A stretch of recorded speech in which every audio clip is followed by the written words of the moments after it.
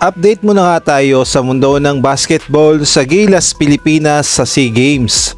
Coach Norman Black pinangalanan na ang 8 players na kumpirmadong mapapasama sa kanyang lineup sa SEA Games. Samantalang viral naman ang point guard ng Zamboanga Valentin sa height na 5'4", nakikipagsabayan sa mga import. Sino kaya ito? Ngunit bago tayo magpatuloy, pakipindot naman ang like, subscribe at ang notification bell para updated ka sa susunod kong i-upload.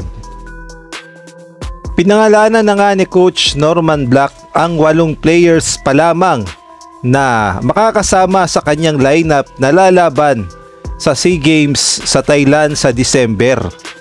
Alam naman nating lahat na bumubuo ang SBP ng pinakamalakas na lineup na ilalaban sa SEA Games sa Thailand. Kaya naman ito nga yung mga pangalan ng mga players na kumpirmado na sa lineup ni Coach Norman Black.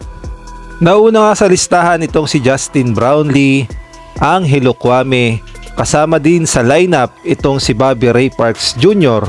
at itong si Remy Martin at ang shooter na si Matthew Wright. Kasama din sa listahan itong si Jason Brickman at itong si Dave Ildefonso at ang panghuli itong si BJ Pre.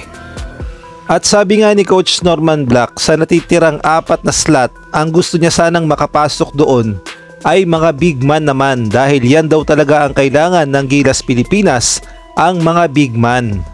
Kaya naman nakikiusap nga itong si Coach Norman Black sa pamunuan ng UAAP na sana daw ay magpahiram ng big man na batang player.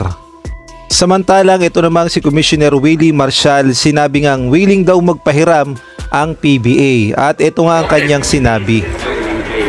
Basta libre, hindi elimination or okay, magpapera ang PBA.